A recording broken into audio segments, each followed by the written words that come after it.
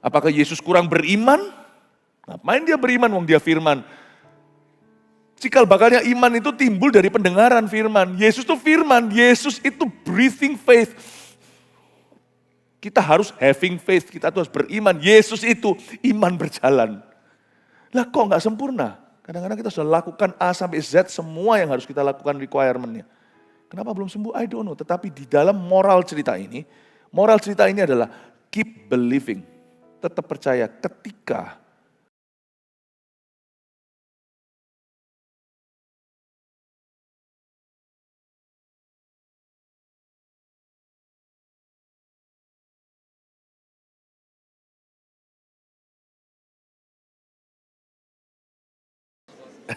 haleluya. Silakan duduk dulu. Hari ini di Jumat Agung yang istimewa ini kita ada tema besar yaitu Ku Percaya Mujizat. Ini ibadah kelima. Dan setiap kebaktian masing-masing mengupas satu cerita Injil tentang mujizat yang Yesus lakukan. Siapa percaya Yesus tetap sama? Tuhan Yesus tidak berubah, tidak berubah, tidak berubah. Tuhan Yesus tidak berubah, tak berubah selama-lamanya. Dan kasih-Nya tidak berubah, tidak berubah, tidak berubah. Dan kasih-Nya tidak berubah, tak berubah selama-lamanya. Kalau kasih-Nya nggak ada yang meragukan karena kasih itu mulia. Tapi percaya nggak? Dan kuasa-Nya tidak berubah. Dia bisa, dia sanggup. Tidak berubah, tidak berubah. Beritahu kanan kirinya. Dan kuasa-Nya tidak berubah, tak berubah selama-lamanya. Mesti nyanyi chorusnya, nggak lengkap kalau gitu. Lambaikan tanganmu. Haleluya, haleluya, haleluya. Haleluya, haleluya, haleluya, haleluya. Ternyata Jumat kebaktian kelima ini merdu-merdu suaranya. God bless you. Hari ini kita akan mendengarkan kesaksian, bukan hanya tema-tema khotbah yang tadi sudah dipaparkan di depan sini 55. Sebentar lagi kita akan mempelajari cerita Yesus menyembuhkan seorang buta di Betsaida, tapi sebelumnya saya bacakan satu kesaksian jemaat peribadah dari Jumat Agung tahun-tahun yang lalu. Denny Arianto berkata begini, Shalom, saya berjamaah di GMS Surabaya Barat dan tergabung di CGB 120 sebagai leader. Sudah 3 bulan saya mengalami trigger finger. Jari tengah tangan kanan saya tidak bisa diluruskan. Apabila dipaksa terasa sangat sakit. Dokter menyarankan operasi. Meskipun demikian saya tetap bersuka cita melayani setiap minggu sebagai usher di ibadah 1. Thank you ya para usher yang berdedikasi. Pada ibadah Jumat Agung Pastor Philip minta semua yang ibadah bergandengan tangan untuk didoakan setiap orang yang mengalami sakit. Sejak pagi saya katakan bahwa hari ini jari tangan saya pasti sembuh dari pagi. Orangnya udah ngomong gitu ya. Selesai didoakan masih belum terjadi apapun. Saya ulangi di ibadah kelima. Sejak pagi berarti dari ibadah ke-1. Gak sembuh seharian itu berarti ya. Ini saya komentatornya. Lalu saya ulangi di ibadah kelima masih belum ada tanda kesembuhan. Saya tetap yakin Tuhan pasti sembuhkan saya. Ini berarti pulang gak sembuh.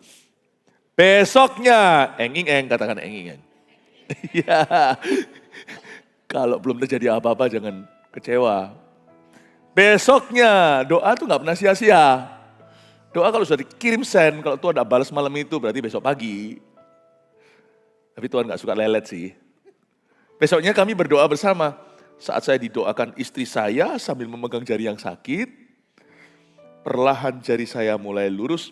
Kami berdua menangis karena Tuhan sudah sembuhkan saya. Terima kasih Tuhan Yesus, terima kasih Pastor Philip dan tim.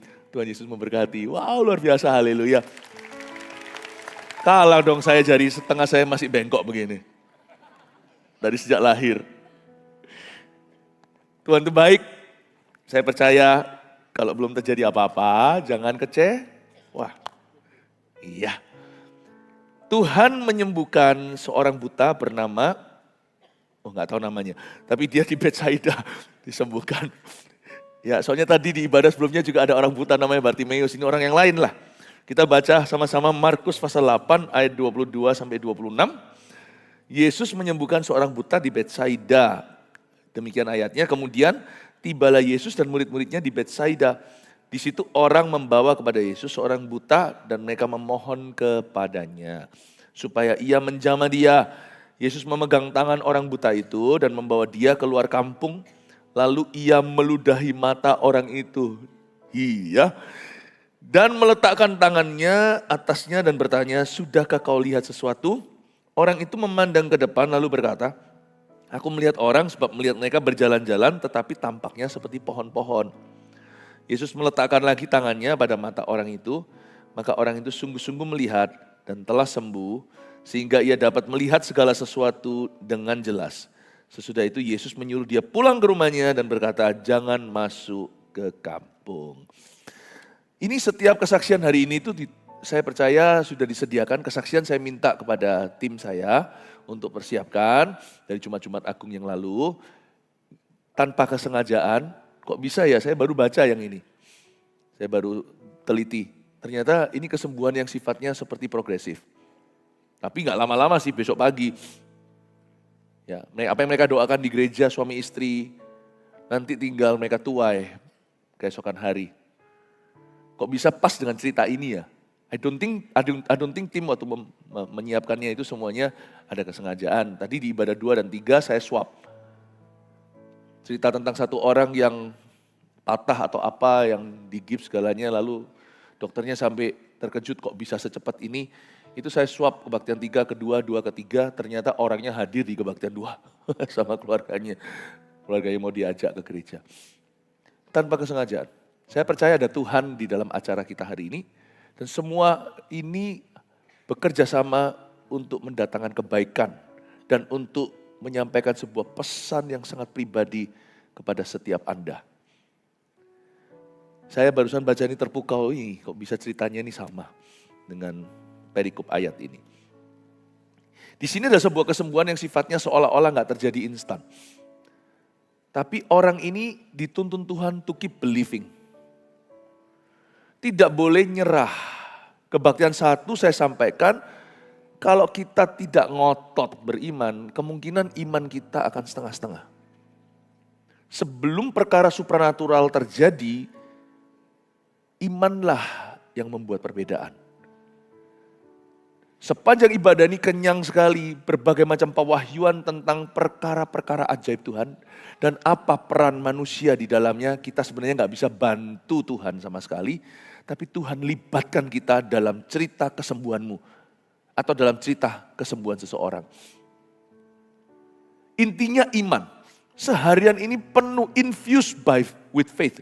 Seharian ini benar-benar dipenuhi pesan ini dengan iman dan iman kepada firman Tuhan, kepada janji Tuhan, iman kepada pengorbanan Yesus di Golgota, iman kepada Yesus Kristus, iman kepada nama itu. Kita baca ayat 22, kemudian tibalah Yesus dan murid-muridnya di Betsaida. Di situ orang entah siapa membawa kepada Yesus seorang buta dan mereka memohon, berarti bukan hanya satu. Beberapa orang membawa seseorang yang buta ke Yesus dan mereka yang membawanya memohon kepada Tuhan Yesus supaya Yesus menjamah dia. Karena mereka percaya kalau dia jamah, pasti sesuatu terjadi. Di ayat 22, Yesus melibatkan orang lain untuk kesembuhan seseorang. Yesus memakai satu sarana yang sampai hari ini masih dipakai Tuhan. Yaitu doa syafaat. Ada orang yang berdiri antara seseorang dengan Tuhan dan berseru-seru kepada Allah. Doa syafaat itu tetap adalah sebuah sarana yang Tuhan selalu pilih sebelum mujizat terjadi. Itu yang akan kita lakukan nanti pada waktu kita bergandengan tangan. Karena tidak mungkin menumpangkan tangan atas ribuan orang. Gandengan tangan, tumpang tangan, sama-sama jamahan. Orang-orang itu bersyafaat untuk teman.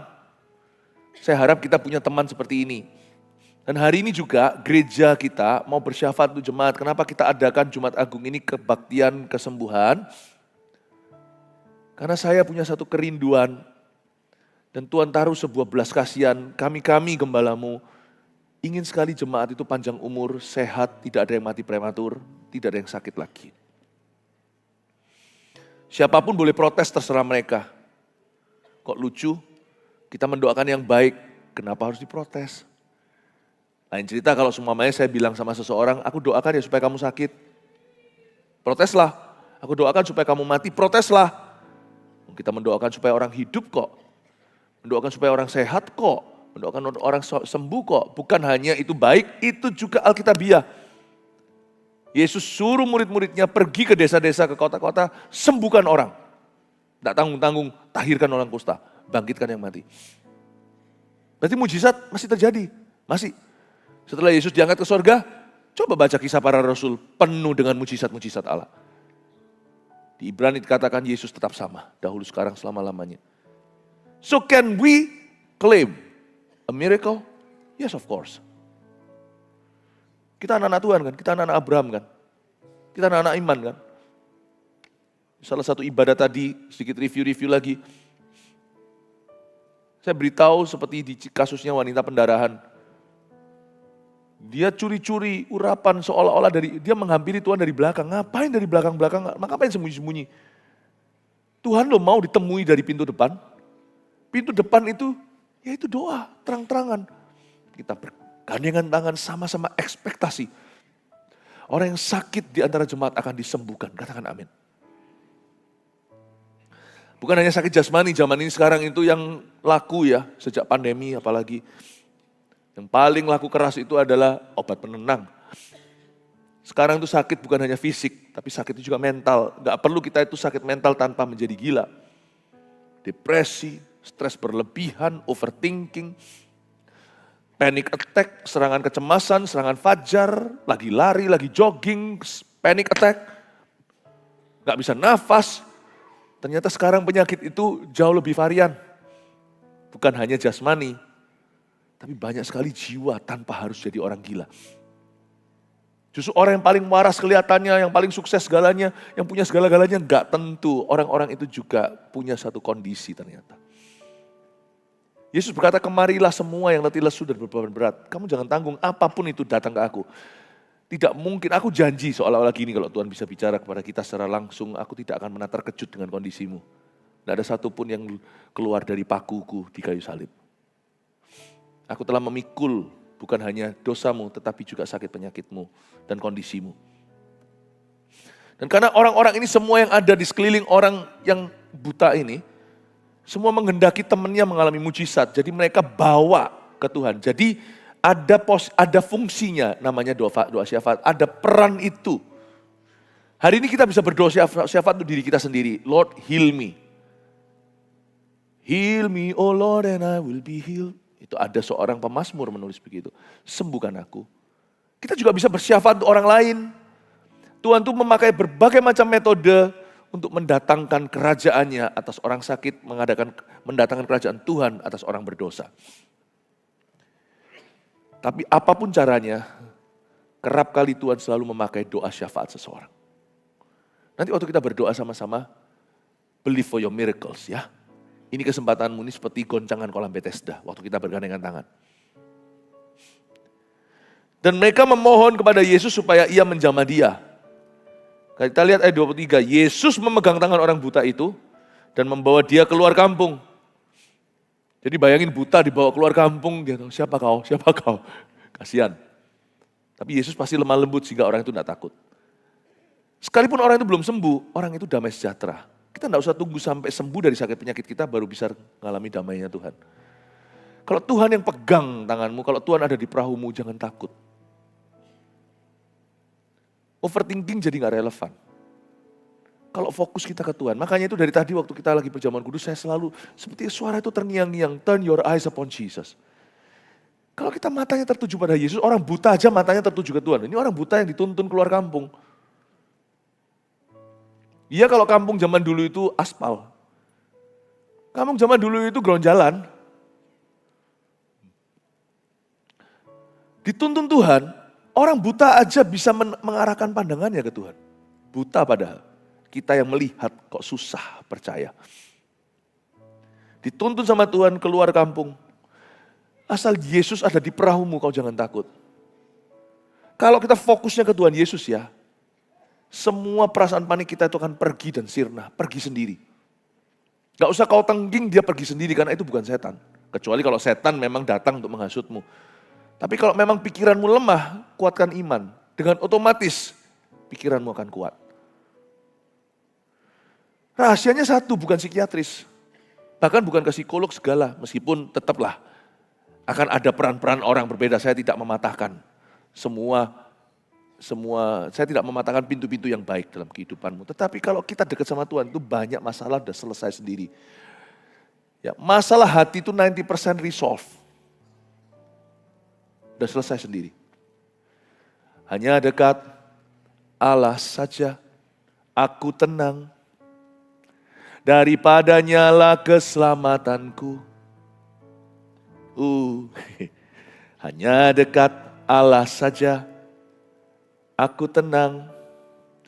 Daripadanya lah keselamatanku. Sebab damai sejahteramu teduhkan hatiku. Seperti sungai yang mengalir segarkan jiwaku. Yesus, Yesus, padamu ku berharap. Yesus, oh Yesus, kasih-Mu tak terbatas. Tuhan, ajarku menghargai waktu-Mu. Ajarku berdiam diri di hadapan hadirat-Mu. Menantikan pertolongan, kelepasan damai sejahtera-Mu. Tuhan, ajarku memahami firman-Mu. Ajarku mengucap syukur dalam segala perkara. Memuji-Mu, menyembah-Mu, memasyurkan keagungan cinta-Mu.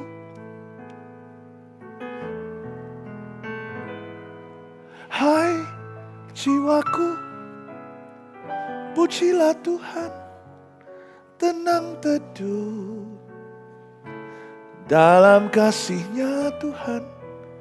Hai jiwaku, ketinggian, pujilah Tuhan, percayalah. Semua indah pada waktunya. Gak apa-apa, lagu saya jadul-jadul, tapi paling tidak bisa meremah ke Anda. Hai jiwaku, pujilah Tuhan, tenang teduh dalam kasih-Nya Tuhan. Semua akan indah pada waktunya. Selesai sendiri.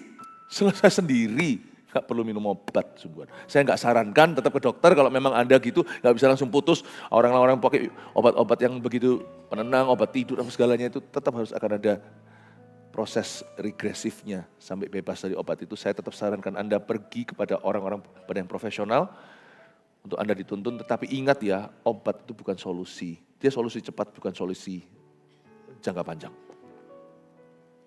Selesai sendiri kalau Yesus yang tuntunmu. Buta pun berani keluar kampung sama Yesus. Kok saya rasanya di ibadah terakhir ini saya kok dituntun Tuhan untuk bicara tentang kondisi mental ya. Kayaknya banyak orang yang akan mengalami kesembuhan itu lewat onsite maupun online yang menyaksikan. Ini bukan rencana saya loh, waktu saya baca ayat-ayat begini itu enggak ada pikiran saya ke sini, kayak saya itu disetir sama Roh Kudus ke sana. Ya sudah, saya nurut. Be healed my friend, dari semua kondisi jiwamu yang tidak menentu. Yesus memegang tangan orang buta itu, melompat di dadaku waktu saya baca ini barusan. Yesus memegang tangan orang buta itu, beritahu pada mereka yang melihat. Kenapa mereka buta iman? Kenapa mereka tidak mau memandangku? Dan ia membawa dia keluar kampung, lalu ia meludahi mata orang ini. Yang ini jangan ditiru. Saya mau meniru Yesus. Tuh.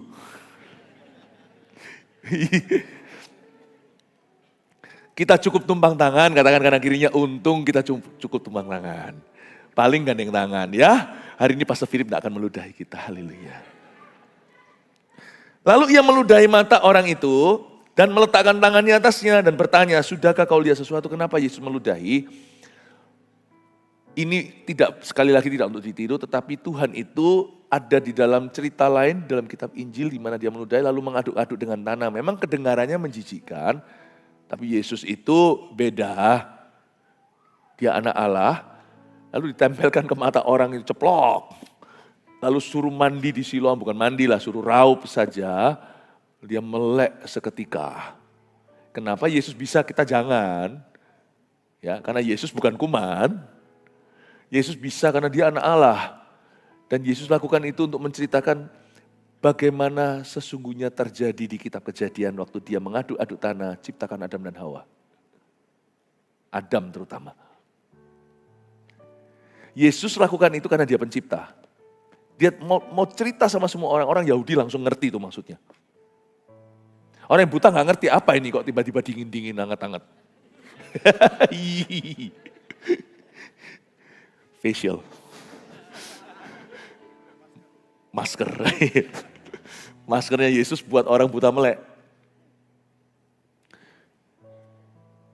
Orang butanya nggak tahu, tapi sekelilingnya semua tahu. Itu orang-orang yang semua melek tapi buta rohani itu langsung mengerti apa yang Yesus cetuskan di depan mata mereka. Akulah, I am, aku ada di sana. Waktu Abraham bahkan belum ada, aku ada ketika aku ciptakan dunia dan manusia dari debu tanah. Spare partmu, termasuk bola matamu, kornea, semua itu aku tahu gimana memperbaikinya. Ceplok, raup. Dia meludahi kali ini, menunjukkan hal yang sama. Dia memberitahukan bahwa aku maha kuasa, makanya mereka mau merajam Yesus, mereka mau bunuh Yesus kan. Karena ditanya siapa kau? I am who I am. Kalau kita kan aku ya, siapa yang gak tahu. Kalau orang Yahudi tahu pakai kata aku itu tidak boleh sembarang pakai. Aku adalah aku itu artinya I am God. He is God, you know. Yesus itu adalah yang maha kuasa. Dan kalau kita percaya dia bisa, kita harus percaya dia mau. Kebaktian sebelum ini tadi saya jelaskan bedanya percaya dia mau dan percaya dia mampu. Kita harus percaya dua-duanya. Dan Yesus bertanya, sudahkah kau lihat sesuatu? Tapi ironisnya, kok enggak langsung plong melihat? Yesus kenapa bawa dia masuk dalam proses kita enggak tahu karena Yesus daulat. Kadang-kadang caranya begini, coba lihat Anda baca kitab Injil, enggak ada cara Yesus satu yang sama. Cara kita aja yang sama, kita jangan aneh-aneh. Gereja Tuhan hanya berikan mandat simple saja, yaitu tumpang tangan. Markus 16, tanda orang percaya. Mereka meletakkan tangan, orang itu sembuh.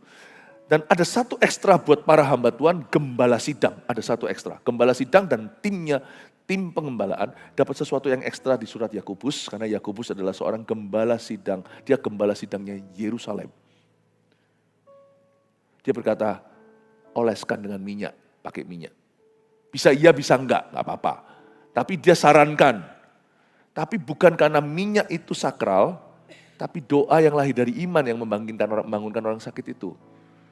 Tapi kami para hamba Tuhan dikasih satu lagi reminder kalau minyak itu tidak turun-turun, kita mulai jarang doakan jemaat yang sakit atau orang sakit. Itu minyak bukan untuk orang sakitnya saja, tapi minyak itu untuk kita rajin mengingatkan kita untuk terus memastikan minyak itu kosong pada akhir bulan. Kita terus doakan orang. So it's not the minyak, you know. Tapi the iman.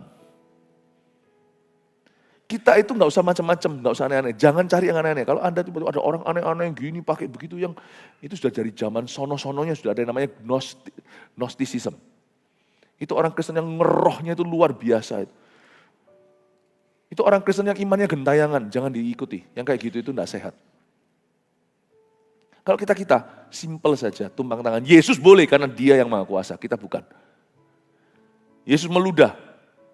Jadi jangan sampai ada orang yang praktek, mari habis ini siapa mau sembuh? Aku buka praktek meludahi. Tanya aja, kamu kira kamu Yesus? Kalau kamu kira kamu Yesus, ayo kita salibkan. Salibnya gak berani, cuma mau ludah-ludahan. Rendah hatilah kau. Baik anak Tuhan, orang Kristen, hamba-hamba Tuhan. Kau dan aku bukan Yesus. Tapi kalau kita tumpang tangan itu legal. Karena Tuhan yang suruh. Lay hand. Kesembuhan ketika Tuhan bertata di atas pujian, do that, lakukan. Tapi sekarang Anda mengerti ya, dalam kesembuhan ilahi ini. Tapi kenapa sekalipun metode, hanya Yesus yang punya metode yang benar-benar tidak disangka. Dia bisa bicara satu kata, nggak bicara apa-apa. Dia kadang pakai kata-kata, satu kata, maka hamba seorang perwira disembuhkan dari jauh. Lain waktu dia datang sungguhan, dia sampai di sana, pegang mertua Petrus, tidak pakai kata-kata sama sekali, tidak ada kalimat, dia pegang, dia jamah, ku jadi baru, langsung demamnya pergi. Ada lain waktu dia pakai ludah, dia ada waktu lain, dia masukkan jari ke telinga orang, satu kali lagi dia pakai, dia ambil dari ludahnya, dan habis itu tempelkan ke lidah orang itu. Yesus tidak mau dipatok, karena Yesus mau berkata, aku bisa pakai apa saja, aku bisa pakai cara apapun. Tapi kali ini saya nggak ngerti waktu awal baca. Kenapa kok sekalipun anak Allah yang begitu maha kuasa, lebih dari apa yang manusia katakan sakti, dia itu maha. Kok bisa setelah dia meludahi mata orang itu, ketika dia tanya, sudahkah kau lihat sesuatu? Orang itu memandang ke depan ayat 24 lalu berkata, aku melihat orang, puji Tuhan. Siapa tahu orang ini buta dari lahir, tapi kalau orang buta ya buta lah dari lahir atau enggak. Buta ya buta, sama itemnya enggak kelihatan. Kalau sampai dia melihat orang, sebab melihat mereka berjalan-jalan, tapi tampaknya samar-samar seperti pohon yang gerak-gerak. Kalau kita mendoakan orang yang buta sama sekali bisa melihat, tapi kabur, kita sudah happy setengah mati, happy ya, happy ye. Tapi jangan lupa, yang meludahi mata orang ini adalah Yesus sendiri. Kenapa kok nggak langsung plong lihat semua? Kalau Anda tanya dari cerita ini, I don't know. Waktu Tuhan bukan waktu kita. Cara Tuhan bukan cara kita. Tuhan itu D-A-U-L-A-T. Tuhan bukan daulat. Tuhan tidak pernah telat atau terlambat. Waktu Tuhan beda sama kita. Dia daulat, bukan daulat.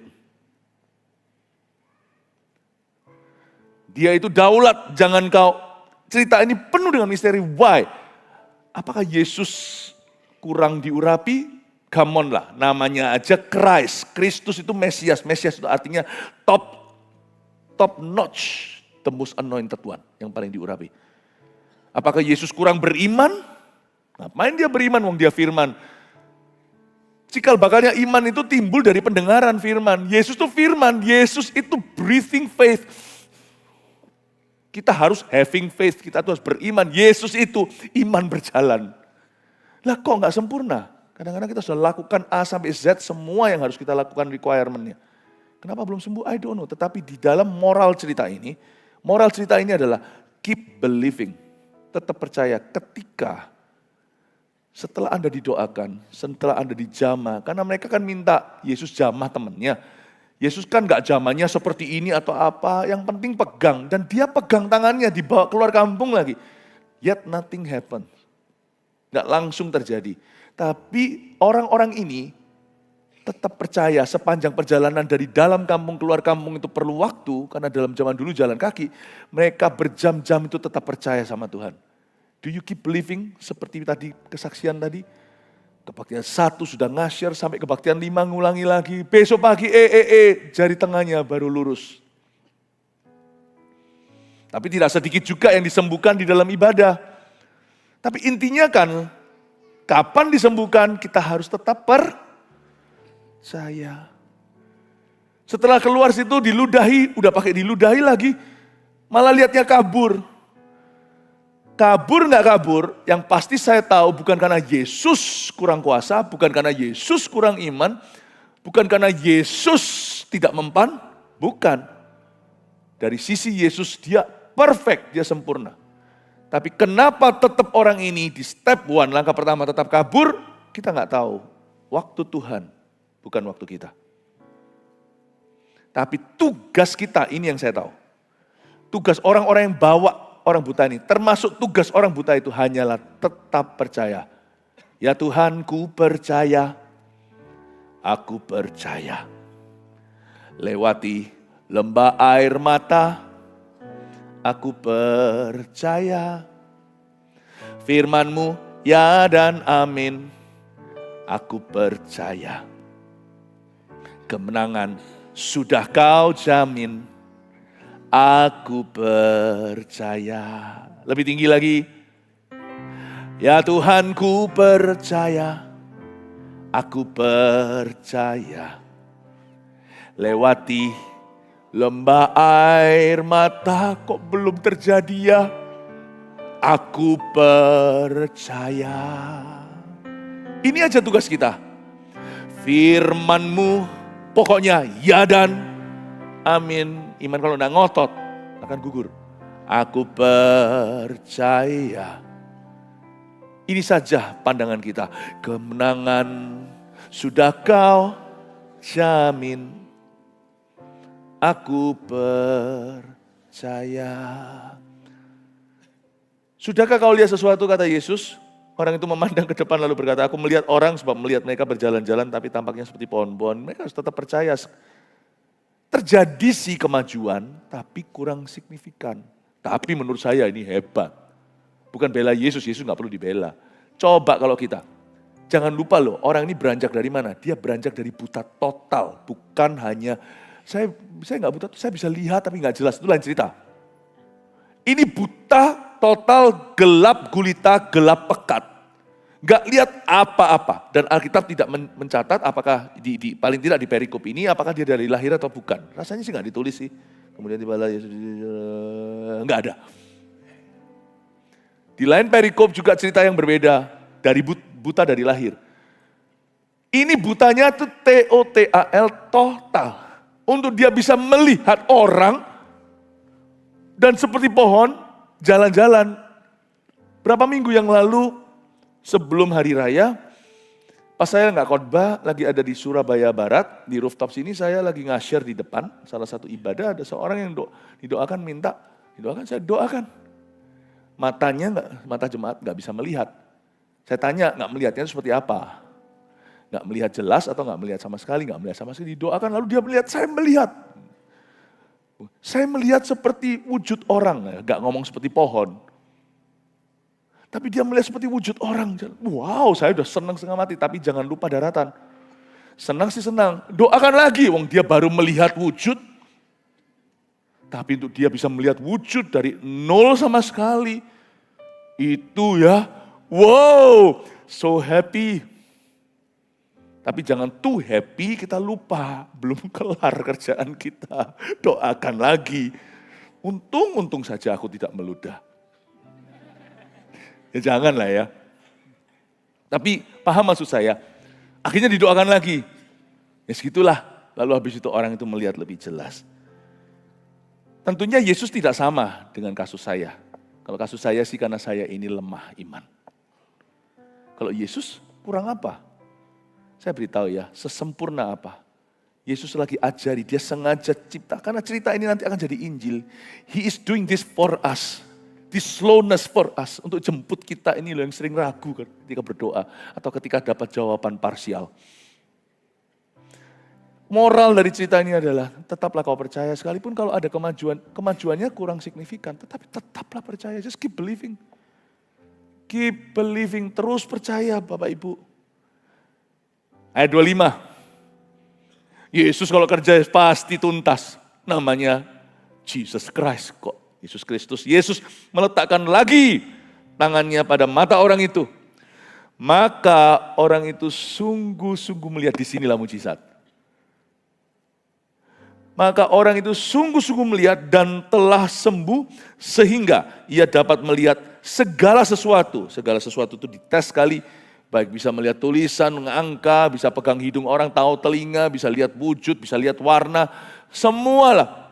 Yang orang lain normal bisa lihat, dia bisa lihat segala sesuatu dengan, bukan cuma biasa, dengan jelas. Meskipun kedengarannya slow motion, kalau Anda baca ayat-ayat ini sebenarnya cepat. Waktu setelah Tuhan meludah, dia lihat pohon, padahal itu manusia. Langsung Tuhan plok, kasih tangannya. Langsung dia melihat segala sesuatu dengan jelas. That's my Jesus. Tapi cerita ini saya coba bahas dari sisi Kok 2 kali? That's for me. That's for you. Yang sering ragu, Tuhan gak tolong. Pernah sekali saya lihat seorang teman saya, beda sekali dengan anak orang-orang Indonesia yang terlalu hati-hati kadang-kadang menjaga anaknya. Malah anaknya gak jalan-jalan. Bukan berarti silakan jalan masuk jurang, ya enggak. Saya pernah lihat teman saya bukan orang Indonesia, anaknya jalan, blak jatuh. Dia gak geming, dia bilang, saya mau tolong, dia bilang jangan. Nanti manja. Wow. Kalau kita kan yang teriak dari grandma, mama, susternya semua, ini jatuh blak. Gak apa-apa. Diangkat sama-sama. Ayahnya seolah tidak tolong. Proses itu dilalui supaya anak itu berani. Saya rasa salah satu pemahaman saya tentang ayat ini adalah kesembuhan Yesus yang tidak terlalu ngeri buat saya. Yang lainnya itu ngeri banget. Wah, gak nyampe aku, kapan nyampenya ke situ? Yang ini relevan buat aku. Ketika aku ragu, ketika aku jatuh, aku percaya, gak percaya, he loves me not. Ya, kupas itu kembang, percaya, gak percaya, Tuhan berkata keep on percaya, terus percaya. Ronde 2 pasti beda dengan ronde 1. Pray again, will you? Doa lagi. Ini sangat mendorong hati orang-orang yang sangat manusiawi seperti you and me, seperti Anda dan saya. Waktu kita ragu, waktu kita bimbang, waktu kita jatuh, dia berkata, come on, ayo bangun lagi. Pray again. Doa lagi. Belum sembuh ya kebaktian 1, kebaktian 2. Belum sembuh kebaktian 3, 4 belum sembuh, 4, 5 belum sembuh, ibadah masih bengkok jarinya. Besok pagi ya, tidur dulu, doa sama istri. Mesbah keluarga, boom! Jari tengahnya jadi 2. Enggak ya. Jadi lurus maksudnya. Ini ayat, saya berterima kasih sama Tuhan Yesus. Thank you. You slow down for me. For people like me. Slow down untuk kami. Untuk orang-orang kayak aku ini. I love Jesus. And now, let the weak say, I am strong. Let the poor say, I am rich because of what the Lord has done for us. And now, let the weak say, I am strong.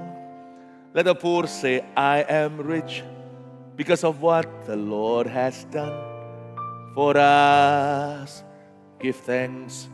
Ayat ini sebenarnya juga bunyinya begini, ini dari ayat. Engkau yang kuat menjadi lemah karena aku. Demi aku yang lemah ini supaya kau kuat. Engkau yang kaya jadi miskin di palungan supaya aku orang yang miskin bangkrut total ini bukan hanya secara materi, khususnya secara sifat, supaya aku bisa menjadi kaya. Thank you Tuhan Yesus, Engkau mengosongkan dirimu untuk aku. Thank you for this story. Ini adalah cerita yang sangat dekat di hati saya. Tiap kali saya mengkhotbahkannya kan keluarnya lain.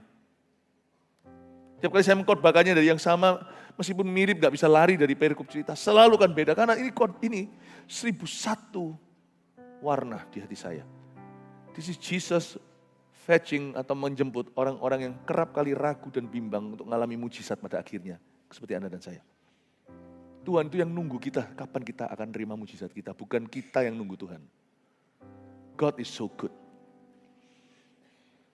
Yesus telah meletakkan tangannya lagi pada mata orang itu, maka orang itu sungguh-sungguh melihat dan telah sembuh, sehingga dia bisa melihat segala sesuatu dengan jelas. Ayat 26, sesudah itu Yesus menyuruh dia pulang ke rumahnya, dan berkata, jangan masuk ke kampung. Saya nggak tahu apa yang terjadi, yang ini juga masih misteri, tapi intinya, Yesus ngomong sama dia, kamu sekarang sudah melihat kan, kamu sudah tahu jalan kan, kamu nggak usah dituntun kan. Oke, jangan masuk kembali ke kampung ini ya, pasti ada sesuatu di kampung ini nggak bagus. Saya rasa kondisi dia itu pasti ada hubungan dengan pergaulan di sana kayak atau apa kayak atau spiritnya di situ, bukan berarti nggak boleh pulang ke rumah, tapi jangan bergaul dengan orang-orang itu lagi. Mereka tuh pesimis, isinya itu hanya gosip, kepahitan, barisan sakit hati, nggak pernah mau kenal Tuhan, apa-apa pokoknya nggak percaya, apa-apa selalu pokoknya nggak percaya dulu. Tuhan bilang kamu jangan kembali ke kampung, sembuh sih sembuh kata Tuhan, itu mujizat ke-1. Itu karya besar loh, tapi karya terbesar itu perubahan hidupmu. Yang Tuhan kejar itu ternyata bukan si buta itu melihat saja. Yang Tuhan kejar ternyata adalah supaya berubah hidupnya. Jadi mujizat terbesar itu bukan kesembuhan fisik ternyata. tapi perubahan sifat karena bertobat. Jangan-jangan Tuhan slow-mo-kan dia 2 kali itu untuk melatih iman orang itu. Karena nanti dia harus menghadapi teman-temannya yang ajak dia enggak. Dia harus berani berkata tidak. Mungkin orang ini diajari sabar karena dulu orangnya lebih gerusa-gerusu atau lebih terburu-buru. Mungkin orang ini diajari untuk tegas. Orang yang selalu pelin-pelan iman ini diajari beriman, nanti dia akan mengalami pencobaan. Pencobaannya bukan lagi fisik, bukan lagi sakit penyakit. Pencobaannya mungkin nanti pada waktu itu adalah tawaran-tawaran temannya. Waktu sekarang dia sudah gak buta loh. Dia bisa melihat jangan sampai dia habis itu hidupnya berdosa. Mungkinkah Tuhan izinkan suatu 2 episode sebelum dia sembuh itu untuk melatih imannya. Karena iman itu tidak berguna hanya untuk kesembuhan. Iman itu pada akhirnya akan berguna untuk kehidupan. Waktu saya baca ayat ini, seperti dibukakan sama Roh Kudus. Jangan masuk ke kampung, tidak dijelaskan lagi. Saya tidak pernah menganggap satu ayat pun iseng di Alkitab. Bukan berarti saya cari hidden meaning atau arti tersembunyi, enggak. Tapi waktu saya baca itu, secengli-cenglinya di hati lah istilahnya, saya belajar untuk mengerti pasti ada maksud Allah di dalamnya. Dan saya bisa temukan, yang saya bisa bagikan ke jemaat adalah, yang Yesus rindukan dari diri seorang buta di Betsaida adalah supaya hidupnya tidak sama setelah dia disembuhkan. Saya harap sambil Anda berdoa untuk kesembuhan Anda, kalau Anda yang sakit atau orang yang sakit yang Anda kenal, Anda doakan. Targetkan matahari jangan bulan, targetkan pertobatan, bukan hanya sampai pada taraf mujizat semata. Jesus loves you very much, dan saya berdoa supaya hari ini adalah hari kesembuhanmu dan hari ini adalah hari pertobatanmu. Haleluya. Berikan tepuk tangan untuk Tuhan. Kita akan lakukan ini setelah ini. Nanti kita akan gandengan tangan. Anggaplah Yesus menggandeng tanganmu keluar kampung. Akan ada, tidak perlu jam-jaman. Kita nggak bergandengan tangan jam-jaman. Kebaktian ini tidak akan jam-jaman lagi baru usai. Tapi menit-menit ke depan waktu kita gandengan tangan, beriman. Dan tetap percaya. You see, miracles still happen. I've seen miracles happen in my life, in other people's lives. Saya pernah dan terus melihat mujizat terjadi, baik dalam hidup saya, hidup kami maupun hidup orang lain. Why not you? Tujuan dari ibadah ini adalah untuk mempercayai kali ini it's you. Kali ini Anda. Nanti waktu kita pegang tangan, anggaplah Yesus memegang tangan kita. Bukankah kita minta Yesus jamah? Ini dia, waktu kita gandengan tangan sama dengan tumpang tangan. Nanti kita lakukan itu ya. Dan pada waktu itu terjadi, waktu kita bergandengan tangan, Anda bisa berdoa syafaat untuk orang lain, tempat syafaat ada saat kita bergandengan tangan, atau Anda bisa berdoa syafaat untuk kondisimu. Baik itu fisik maupun itu jiwa Anda. Mari kita berdoa minta mujizat dari Tuhan. Dan setelah hari ini, Anda tetap harus kembali ke doktermu kalau Anda sakit. Kecuali kalau yang cacat tahu langsung, tuli nggak bisa dengar sama sekali, tiba-tiba mendengar ya. Gak perlu seorang dokter memberitahumu, Anda sudah mendengar. Tapi kalau sesuatu yang sifatnya di dalam organ Anda, perlu di lab test, perlu dites, perlu di screening, Anda tetap harus ke sana. Setelah itu saya percaya sesuatu akan terjadi. Berimanlah pada Tuhan, berimanlah hari ini. Lalu setelah itu, apapun yang Tuhan lakukan pasti akan diverifikasi secara medis. Karena apapun yang Tuhan lakukan pasti terbukti. Anda harus bersaksi. Anda tidak usah bersaksi ke saya sudah percaya kok. Anda bersaksi, nanti kesaksian Anda itu adalah terhadap orang lain yang seperti Anda, yang akan dijamah Tuhan lewat kesaksian Anda, yang akan dikuatkan. Sebab iman kita akan menginspirasi orang lain. Oleh darah anak domba, oleh kesaksian kita, iblis dikalahkan. Nanti kita lakukan itu ya, setelah ini. Tapi saya juga mau ngambil waktu ini, karena ini adalah ibadah akhir daripada Jumat Agung hari ini. Untuk saya mengapresiasi semua jemaat volunteer, asyir, dari semua full timer, semua nggak cuma itu pelayanan kita itu yang nggak kelihatan lebih banyak daripada yang kelihatan. Saya mau mengucapkan apresiasi untuk semua pengorbanan di Jumat Agung seperti ini, liburan bukan tidur. Termasuk choir tadi, ya choirnya itu banyak juga dari GMS senior tadi itu. Wow, kasih tepuk tangan untuk mereka. Semua tim semuanya sama, dan juga ada yang datang khusus dari Jakarta, ya WL kita dari GMS Jakarta datang sini untuk bisa menguatkan kita semuanya dan untuk bisa thank you. Besok pagi berangkat kembali ke ibu kota. Kasih tepuk tangan untuk mereka semua. Jemaatmu yang maju ini satu-satu kembali kepadamu atau pertama kalinya, Terima kasih untuk setiap pertobatan. Setiap hati yang hancur, jiwa yang patah remuk, tak kau pandang hina. The Holy Spirit, Roh Kudus ada di sini. Menginsafkan setiap hati seperti menemplak dengan kasih. Thank you Tuhan, kau ada di dalam gereja ini. Biarkan ini menjadi titik balik, titik terang, menjadi titik putar baliknya. Ya Tuhan, menjadi titik perubahan. Kami percaya Tuhan, Engkau yang menjamah. Engkau pasti akan bertanggung jawab atas kehidupan setiap mereka. Urapan-Mu turun atas jemaat-Mu yang Kau kasih. Hari ini, Yesus jamah, ku jadi baru. Dalam nama Yesus. Amin. God bless you.